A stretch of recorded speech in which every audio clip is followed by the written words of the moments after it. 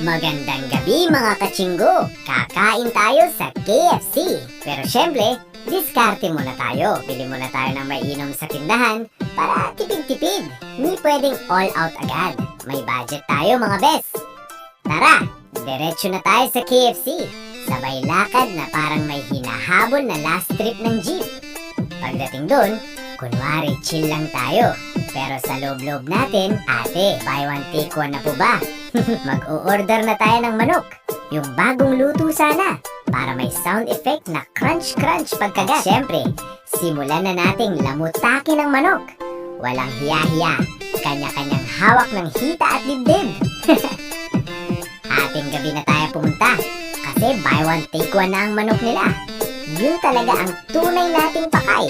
Hindi banding, kundi B1T1. Dagdagan pa natin ng gravy.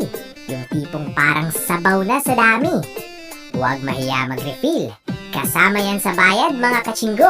At habang kumakain, imik muna. Kasi pag gutom, walang kaibigan-kaibigan. Focus muna sa manok. Pag busog na, saka magkwentuhan. Sa huli, uuwi tayong masaya. Medyo mabigat ang tiyan, pero mas mabigat ang ngiti. Sulit ang puyat, basta sulit ang manok.